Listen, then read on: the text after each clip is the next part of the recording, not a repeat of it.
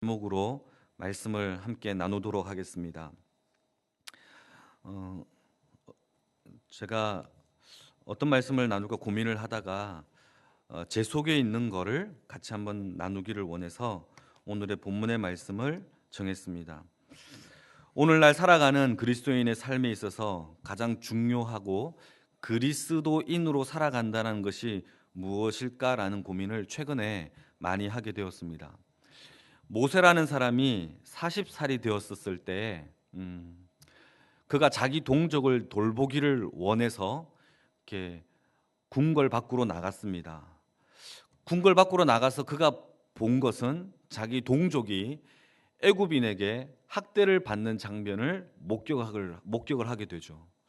그때 모세라는 사람은 갑자기 열이 받았죠. 그래서 어떻게 했냐면 모세가 애굽인을 쳐 죽이는 사건이 벌어지게 됩니다. 그 이후에 40년 동안에 하나님이 이 모세를 미디안이라는 광야에 보내시게 되고 40년 동안 이 미디안에서 훈련을 받게 돼요. 제가 던지고 싶은 질문은 지금부터입니다. 모세가 40년 동안 받았던 훈련이 신앙 훈련일까요? 아니면 삶의 훈련일까요? 질문입니다. 모세가 광야 동안에 기도와 말씀의 훈련을 받고 설교하는 방법을 배운 걸까요? 아니면 자기 기질을 죽이고 순종하고 순복하는 삶의 훈련을 받았을까요? 그겁니다. 민수기 12장 3절 말씀을 보게 되면 모세를 이 광야 훈련을 거치고 난 다음에 하나님이 쓰시기에 합당한 사람으로 만들어내는데 그때 모세를 단 한 줄로 평가를 합니다. 그 평가의 내용은 민수기 12장 3절에 이 사람 모세는 온유함이 지면의 모든 사람들보다 더하였더라. 모세라는 사람이 한 지도자가 되었을 때에 40세 때 자기가 지도자가 되고 싶었을 때에는 사람을 죽이고 자신의 성격과 기질이 아직도 죽이지 못했던 그런 사람으로서 삶을 살아갔을 때에는 하나님이 쓰지 않으시고 40년 훈련을 통하여 하나님이 그를 통하여 쓰실 때의 평가는 온유함이 지면의 모든 사람들보다 더 컸다라고 성경은 얘기하고 있다라는 거죠. 믿음이 더 컸다 이게 아니에요. 성경을 많이 읽었다, 기도를 굉장히 오래 했다, 많이 했다, 대단한 기도자다 이렇게 얘기한 게 아니라, 평가를 그렇게 내리는 것이 아니라 다른 사람들보다 온유함이 더 승하였다라고 하는 것이 성경의 이야기죠. 여러분, 이게 바로 하나님이 우리에게 훈련시키는 훈련의 이야기입니다. 우리가 알고 있는 믿음과 신앙의 삶이 합치되는 합일점을 하나님이 이렇게 찾도록 하게 하시는 것이란 말이죠. 그렇게 40년 동안의 기나긴 광야 생활 속에서 작은 일에도 성질을 버럭 내는 그 인간에서 다른 사람에게 기다려주고 참아주고, 성경에 기록되기를 이렇게 기록하고 있죠. 모세가 최고 지도자잖아요. 이스라엘 백성들 가운데 예언을 할 때에 이 예언하는 사람에게 주목하게 되잖아요. 그래서 자기의 자리를 노리는 다른 지도자들이 예언을 시도합니다. 이때 질투심으로 내 근처에는 오지도 말아라, 내 동네에는 오지도 말아라 라고 질투심을 발하면서 오지 못하도록 한 것이 아니라, 아니다, 그 사람도 하나님의 영을 받았으니 그냥 놔둬라 라고 얘기를 해요. 쿨하게 받아들이게 돼요. 그게 모세가 어느새 온유함이 승한 하나님의 지도자가 되었다라는 것이죠. 어떤 일이 벌어져도 괜찮아요. 이제는 이게 바로 하나님이 모세를 삶으로 훈련시킨 내용이라는 겁니다. 반듯하게 말을 잘하는, 훈련시켜서 설교를 잘하는 그런 것이 아니라 삶에서 성품의 기질이 죽어서 신앙인 페이스와 삶의 라이프가 어느 순간 합일되고 합치되는 하나님의 사람으로 훈련시킨다는 말이죠.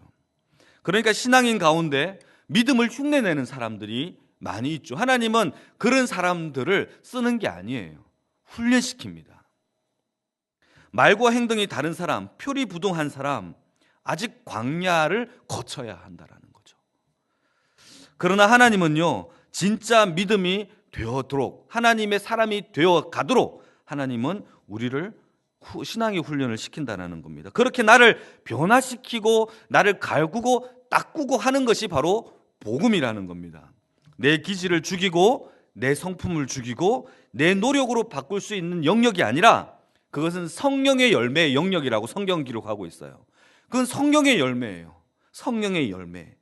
성령님이 우리를 바꾸게 하신다라는 겁니다. 그러니까 나를 이기지 못하는 복음은 더 이상 나에게 있어서 얼라이브한 복음이 아니에요. 내게 하나님 앞에 진심 어린 눈물, 한 영혼을 향하여 뜨거운 관심과 눈물을 흘리지 못하는 믿음은 더 이상 나에게 얼라이브한 믿음이 아니에요. 복음이 아니에요. 반드시 내 안에 살아있는 믿음과 복음이 있다면 반드시 내 안에 변화를 만들어내어야만 해요. 이것이 살아있다라는 뜻이라는 겁니다. 여러분, 이것을 여러분 삶 가운데 체험하기를 바랍니다. 제가 제자 훈련을 하면서 늘 질문 던지는 것이 하나 있습니다. 그것은 무엇이냐면 예수를 믿고 당신은 도대체 무엇이 변화되었습니까? 라는 질문을 던져요. 도대체 당신은 예수 믿고 무엇이 변화되었습니까? 그때 많은 사람들이 하는 말이 술을 끊게 되었습니다. 담배를 끊었습니다. 도박을 끊었습니다. 물론 대단한 변화예요. 그리고 이것이 변화가 당연히 일어나야 됩니다. 왜냐하면 신앙은 삶의 합치가 되어야 되거든요. 당연히 이런 변화가 일어나야 한다는 거죠.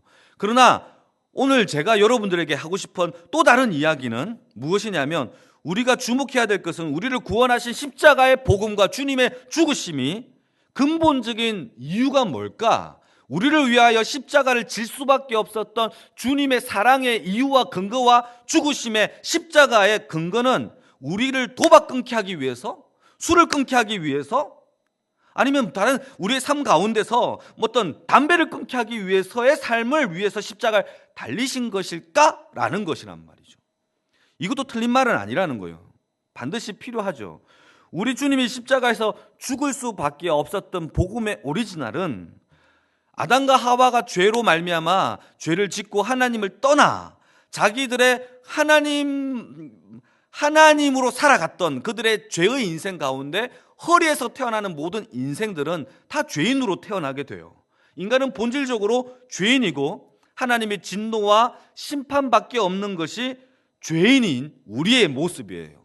그러니까 하나님은 우리를 구원하시기 위하여 반드시 누군가가 우리 대신 십자가의 사형대에 오르셔야 했는데 그때 하나님은 자기 아들 예수를 우리를 이 땅에 보내셔서 우리 대신 십자가를 지게 하신 것이 바로 십자가의 이야기예요. 그게 바로 주님의 십자가의 이야기입니다. 주님은 우리 죄 대신 십자가를 지셨고 속량하셨어요. 리딤하셨어요. 우리의 죄를 대신 대속하셔 주셨어요. 그게 바로 구원의 십자가의 이야기입니다. 그 사건으로 말미암아 우리가 바뀌게 되고 변화가 되었는데 첫 번째는 죄인에서 예수를 믿음으로 말미암아 속량받았으니까 의인이 돼요. 다시 우리가 죄인에서 죽을 수밖에 없는 죄인에서 예수가 우리를 대신 속량, 리딤해 주셔서 우리가 의인이 돼요. 그리고 진노라는 하나님의 심판에서 구원을 받게 돼요. 뿐만 아니라 영원한 벌, 심판, 영원한 벌, 영벌에서 영원한 생명, 영생을 얻게 되죠. 마지막입니다.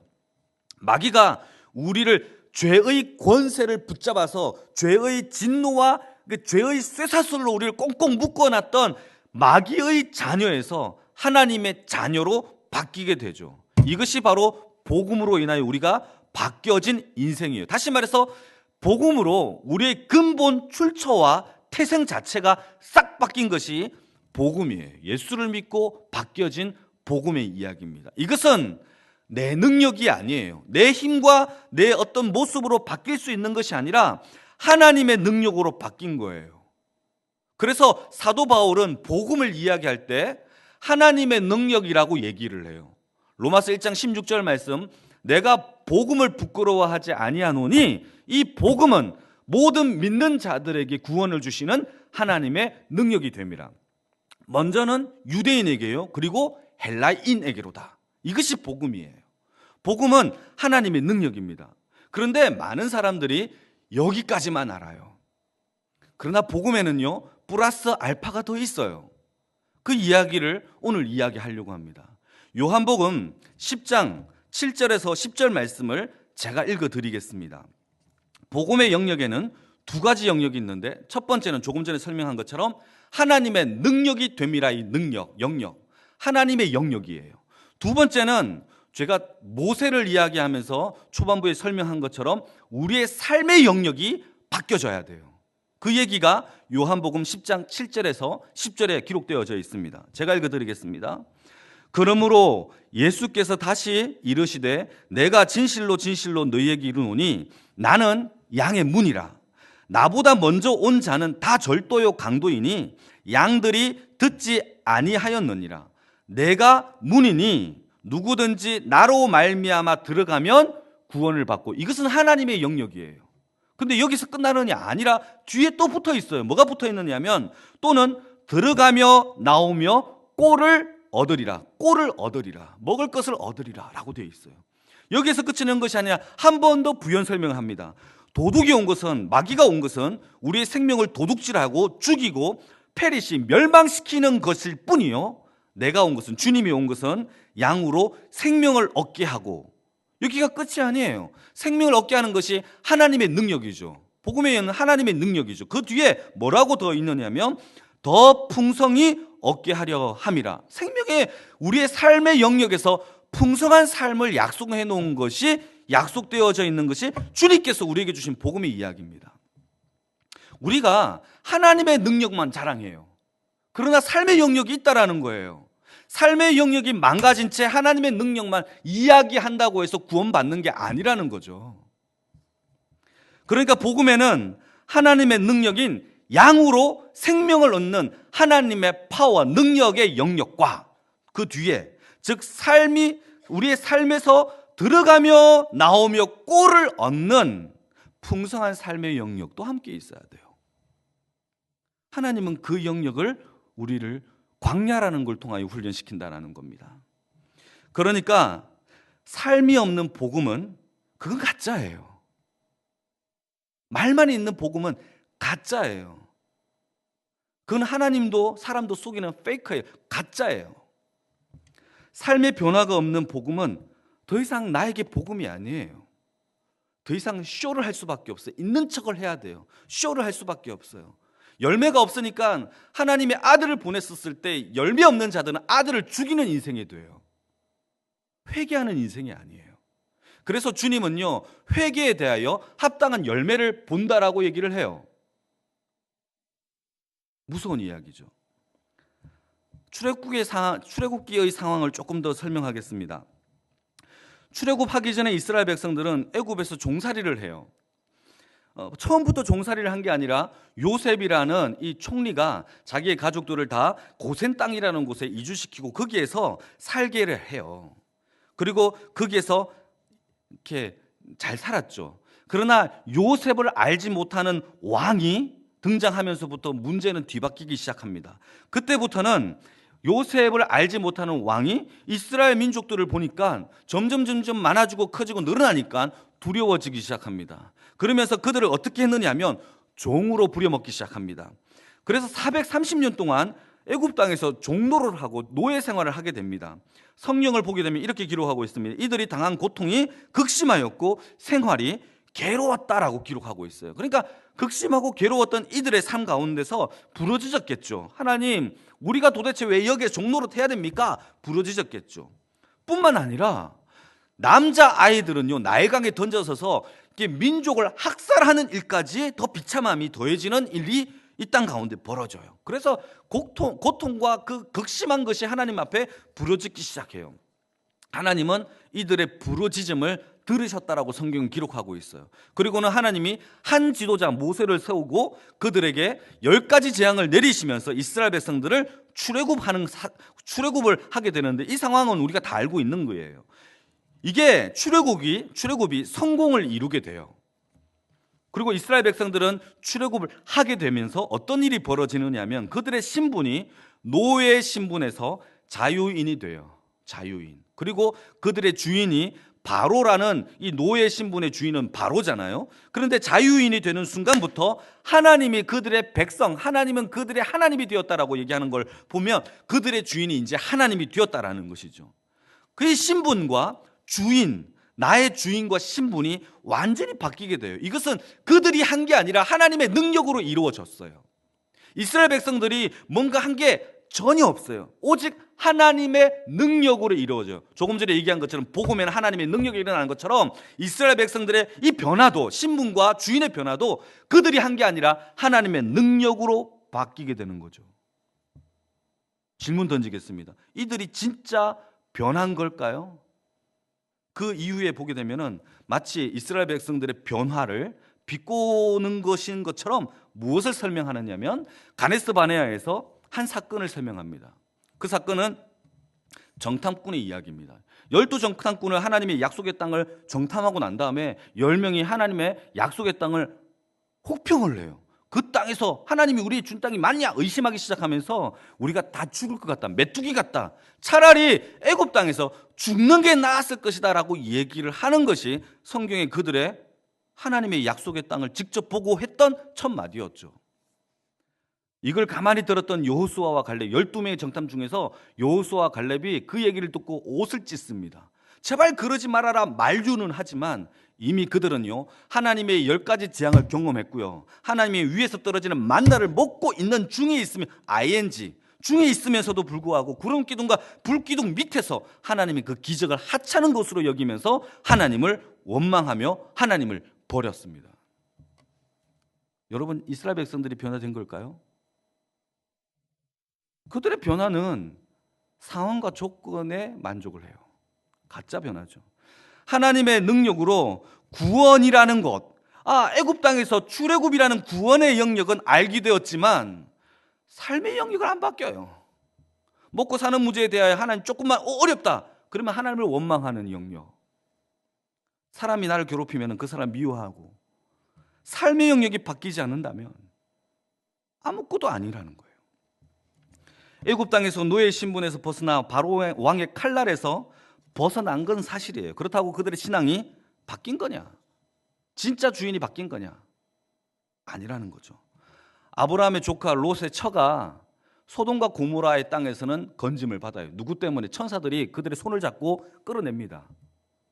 그러나 도망치다가 다시 한번 생각해 보니까 소돔과 고모라의 그 아름답고 누렸던 향락과 쾌락이 생각나는 거죠. 어떻게 하죠? 뒤를 돌아봅니다.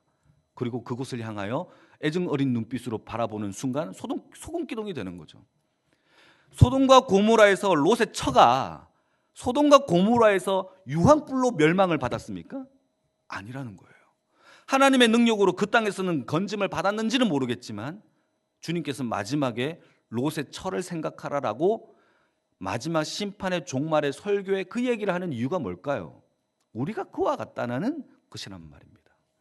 우리의 삶의 영역 가운데 여러분, 우리가 삶의 영역이 바뀌지 않으면 아니 된다는 사실입니다. 여러분, 이스라엘 백성들은 자신의 상황과 조건과 아픔, 당장 치러야 할 시험, 재판, 이것에서 벗어나기 위하여 그렇게 부르짖었던 것이죠. 아프니까 이 아픔에서 벗어나기 위하여 부르짖은 것이지 배고프고 서글픈 시절을 버리고 싶은 것이죠. 그래서 하나님을 택한 것뿐이에요. 변화하려고 한 것이 아니란 말이죠. 사랑하는 성도 여러분, 하나님은 저와 여러분들이 우리의 삶 가운데 진짜 하나님의 자녀로 살아가기를 오늘도 원하시고 계신다는 거죠. 바뀌어지기를 주님의 이름으로 축복합니다. 하나님의 성령의 열매를 거둬지기를 주님의 이름으로 축복합니다. 오늘 본문의 말씀도 마찬가지예요. 부자 관원이 한 명 나옵니다. 예수님께 찾아가서 하는 말은 이겁니다. 어떻게 하여야 하나님의 나라에 들어갈 수 있어요? 이 부자 관원을 성경에 설명하기를 첫 번째는 부자라고 얘기하고 있고, 두 번째는 그를 청년이라고 얘기하고 있고, 세 번째는 나라의 관리, 관원이라고 얘기를 하고 있어요. 굉장히 성공한 사람처럼 보여요. 그리고 신앙까지 좋아요. 그래서 하나님을 신실하게 믿었고 그의 관심사는 하나님의 나라에 있었어요. 그래서 주님을 찾아가서 어떻게 해야 하나님의 나라에 갈 수 있죠? 영생을 얻을 수 있죠? 주님께 궁금한 걸 물어봅니다. 이때 어떤 선한 일을 해야 영생을 얻겠습니까? 라고 물어보니까 주님께서 그 당시에는요, 이 종교 지도자들이 선한 일을 많이 해야 하나님의 나라에 들어갈 수 있다라고 가르쳤나 봐요. 그러니까 이런 일을 물어보는 거죠. 무엇을 물어보느냐 하면 어떤 선한 일을 해야 됩니까? 라고 물어보는 거예요. 그때 주님의 대답은 선한 일을 얘기하는 게 아니에요. 여러분 성경을 자세히 들여다보세요. 하나님이 이 청년에게 선한 일을 얘기하는 것이 아니라 선한 이에 대하여 이야기를 합니다. 제가 하는 말 이해되시나요? 무엇이 선한 일입니까? 물어보니까 선한 일을 왜 물어보냐? 선한 이가 하나님이다 라고 얘기를 하는 것이죠. 여러분 어쩌보면 우리는 이게 무슨 뜻이냐면 우리는 오늘 또 방법을 찾고 있는 부족한 사람일 수도 있어요. 우리는 하나님을 찾는 것이 아니라 방법을 찾아요. 무엇을 해야 합니까? 어떤 일을 해야 합니까? 방법을 찾고 하나님을 찾지 못하고 있는지도 몰라요. 그러나 하나님은요, 방법이 아니다. 하나님을 찾으라라고 오늘 저와 여러분들에게 이야기하고 있다라는 것이죠. 선한 일에 집중하는 것이 아니라 선한 이인 하나님을 바라보라라고 오늘 저와 여러분들에게 이야기하고 있죠. 우리가 하나님 앞에 진정한 변화를 이루기 위해서는 두잇에 대한 이야기에 집중하는 것이 아니라 하나님께 집중을 해야 된다는 것을 오늘 얘기하고 있다는 겁니다. 부자 청년이 여전히 자기가 선한 일을 오늘도 얘기합니다. 저는 간임, 살음, 도둑질, 거짓 증거 어려서부터 다 지켰습니다 라고 주님께 얘기합니다.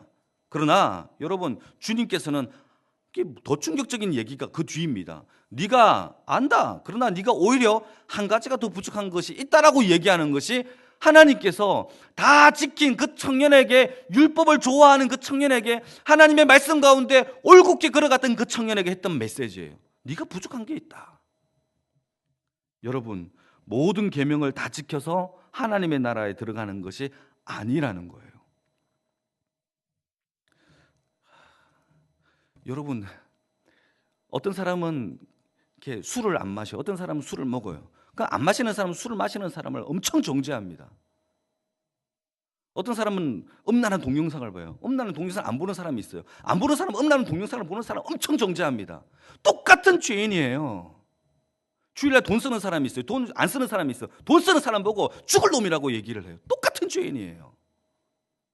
무엇이 자기도 더 엄청난 더러운 죄를 뒤에서 고린내가 날 정도로 죄를 짓죠. 여러분 우리가 무엇을 해야 되느냐가 아니라 주님을 바라보라라고 얘기를 하는 거예요. 선악과의 죄가 무슨 죄입니까? 선과 악을 이제 내가 결정하겠다라는 거 아니에요? 그래서 선악과를 먹음으로 말미암아 하나님같이 된다는 것은 모든 판단의 기준이 하나님께 있는데 그것을 가지고 와서 내가 판단하겠다는 거잖아요. 이제 선과 악의 기준이 나에게 있어요. 정죄하는 것도 선과 악의 선악과를 먹은 그 죄의 결과라는 사실이죠. 여러분 성령의 열매를 거둬야 돼요. 우리가 바꿀 수 있는 것이 아니에요. 성령 하나님이 우리 안에서 역사하신다면 역사되어진다라는 사실입니다. 하나님의 나라는 계명으로 들어가는 것이 아니라 청년의 이미 그 마음을 아시고는 내게 있는 모든 소유를 다 팔아서 가난한 자들에게 나눠주고 나를 쫓으라 라고 얘기를 해요. 그러니까 주님께서 그 말씀을 하시는데 저는 궁금해요. 이 너희 모든 소유를 다 팔아 가난한 자들에게 나눠주고 주님을 쫓는 것이 율법입니까? 율법의 내용입니까? 율법의 내용에 그런 내용 하나도 없어요. 율법 아닌 내용을 주님께서 그 청년에게, 율법을 다 지킨 청년에게 율법 아닌 내용을 얘기하면서 다 지키라고 얘기하는 거죠. 여러분 하나님의 마음에 합한 자가 되어야 돼요. 주님 제가 다 지켰는데요 이것으로 인하여 아니야 너 부족한 것이 있어 천국 못 가 하는 것이죠. 주님은 율법 외에 없는 것을 갑자기 이 청년에게 말씀하는 이유가 뭐죠? 신앙은 율법이 아니에요. 첫 번째입니다. 진짜 변화는 하나님을 향한 진정한 사랑이 있어야 한다는 사실이죠. 우리는 방법을 구하지만 방법에 있는 것이 아니라 하나님을 구하는 것에 능력이 있어요. 우리는 힘이 없습니다. 우리는 작은 죄도 이길 수 있는 능력이 없지만 하나님을 찾을 때 그 은혜에 덧입혀서 하나님의 사람으로 살아갈 수 있어요. 이런 얘기를 듣자 부자 청년이 근심하기 시작해요. 걱정하기 시작. 23절입니다. 여러분 23절 보시게 되면 그 사람이 큰 부자이므로 이 말씀을 듣고 심히 근심했대요. 근심했는데 어떻게 했다고요? 심히 근심을 했어요. 왜? 이때까지 잘 지키고 잘 따라왔는데 부족한 게 있는데 모든 소유를 다 팔아라고 하는 거죠. 이게 근심의 끓이에요. 여러분, 진짜 주님을 사랑하십니까? 그렇다면 팔려집니다. 내 능력이 아니라 내 안에 계신 주의 사랑으로. 여러분, 그래서 성령을 받은 사람, 거듭남은 바람이 어디에서 어디로 부는지 모르나 성령의 사람은 이와 같다라는 거죠. 우리가 하는 능력으로 살아가는 것이 아니라 내 안에 계신 성령의 능력으로 살아간다라는 겁니다. 두 번째는 무엇이 변하냐? 우리의 전부가 뒤바뀌어야 되는데, 제가 일전에 이 설교를 한번 한 적이 있어요. 그러면서 했던 얘기가 무엇이냐면 전심과 그리고 진심에 대한 이야기를 했죠. 전심은 나의 마음의 전부이고 진심은 리얼 나의 마음이죠. 진짜 마음이에요. 그러나 진심은요, 여러 가지를 진심으로 사랑할 수 있죠. 그러나 하나님은요, 우리의 마음의 전부를 사랑하기를 원한다라는 사실이에요.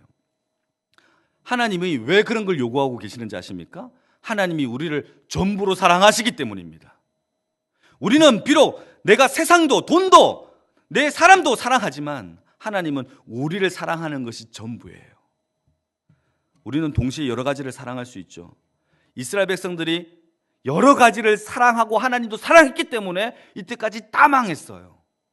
하나님께 예배하고 뒤로 가서는요, 바알신에게 제사하고. 하나님이 이스라엘 백성들이 출애굽하면서 이스라엘 백성들에게 무엇을 줍니까? 금은 폐물들을 이스라엘 백성들이 다 줍니다. 그런데 그 금은 폐물을 가지고 하나님께 제사하는 민족으로 만들려고 광야로 내봤더니 그 광야에 가서 제일 먼저 만든 것이 황금 송아지를 만들어 놓고 하나님께 예배하는 그 전에 우상을 숭배하죠. 황금 송아지를. 하나님이 주신 모든 금은 폐물로 가지고 하나님을 대적하는 우상 숭배하는 것으로 만드는 것이 우리들의 모습이 아니겠습니까? 여러분, 전심에는요, 한 가지 부족할 수가 없어요. 마음에 근심이 생길 수도 없어요. 신명기 6장 5절 말씀에 너는 마음을 다하고 성품을 다하고 힘을 다하고 내 뜻을 다하여서 내 하나님을 사랑하라라고 되어 있죠. 사랑에는요, 다하는 게 사랑이죠. 우리가 아직도 주목하는 것은 선한 일일 수 있어요. 교회에서 선한 일. 그러나 하나님은 우리에게 선한 일을 주목하는 것이 아니라 선한 이 하나님을 주목하라고 하십니다. 그래야 마음의 전부를 쏟을 수 있습니다. 구원은 우리의 마음에 전부를 쏟으시는 하나님께 나아가는 거예요. 아직도 우리가 예수를 믿을 때 우리의 문제를 해결해 주시는 해결할 하나님을 찾고 있습니까? 상황과 조건이 끝나면 주님을 버리게 되겠죠. 그러나 선하이인 하나님을 찾는 자들에게는 방법에 문제가 있는 것이 아니라 하나님을 찾는 것이 그 목적이고 전부이기 때문에 여러분 흔들릴 리가 없다라는 것이죠. 제가 마지막으로 제가 어릴 때 오락실을 제가 참 좋아했어요. 저는 학교도 안 가고 오락실 갔어요. 그렇게 안 보이는 모범생처럼 보일 수 있겠지만 뿅뿅 오락실을 되게 좋아했어요. 학교 옆에 오락실에 있는데 엄마가 학교를 보내요. 뭐 좀 사 먹으라고 돈을 주면 학교 안 갔어요. 그렇게 안 보이시죠? 그러나 오락실을 가서 1교시, 2교시, 3교시 그때 어머니가 오락실을 찾아와서 저를 끄대해서 저를 이렇게 한 것이죠. 저는 오락실이 너무 좋았어요. 왜 학교 가고 오락실에 가지 말라고 하지? 이런 생각이 들었습니다. 근데 어머니가 눈물을 흘리면서 가지 말고 너 왜 이렇게 그러면서 막 저를 위하여 울고 기도하는데 그때 제가 되게 마음이 아팠습니다. 오락실이 나쁜 건가? 그럼 가지 말아야 되겠다라고 마음의 결정을 했는데 안 갈 수가 없는 거예요. 너무 가고 싶으니까. 그래서 제 마음속에 하나님 이걸 안 가게 해달라고 기도했어요. 제 힘으로 못 가게 그거조차도 못 이기겠더라고요. 그런데 여러분 하나님께서 그거를 쳐다도 안 보게 하여 주셨어요. 그거는 지금 생각해 보건대 제 힘과 능력에 저의 작은 어떤 에피소드이지만 여러분 우리는 오락실조차도 이길 수가 없어요. 작은 것도 이길 수가 없어요. 날마다 자기를 부인하고 주님께 매달리고 주님 사랑합니다라고 고백하지 않는 한, 날마다 반복되는 똑같은 찬양이라도 그 찬양을 부르지 않는 한 그 찬양이 내게 될 수 없어요. 하나님은 우리에게 만나를 주셨죠. 신앙은 만나예요. 날마다 먹어야죠. 여러분 성찬식이 다가오잖아요. 성찬식은 1년에 2번 하는 게 아니에요. 매일매일 주의 살과 피를 뜯어 먹어야죠. 그것이 신앙이에요. 그것이 하나님의 능력 이후에 우리의 삶 가운데서 주님의 살과 피를 먹으면서 삶의 영역 가운데서 광야를 충분히 이길 수 있는 하나님을 경험하며 만나를 먹고 불기둥과 구름기둥을 통하여 하나님이 공급해 주시는 하나님을 경험할 수 있는 매일매일의 신앙의 삶이라는 거죠. 그것이 주님을 주목할 수 있는 방법입니다. 사랑하는 성도 여러분, 아무리 기적이 많아도 바뀌지 않아요. 날마다 주님의 살과 피를 경험해야 바뀔 수 있어요. 한 주간 잘 준비하여서 주님의 살과 피를 먹으며 이것이 일회적인 어떤 것의 행사가 아니라 날마다 주님을 경험하게 해달라고 기도하시며 준비하시는 진짜 변화의 주인공이 되시기를 주님의 이름으로 축복합니다.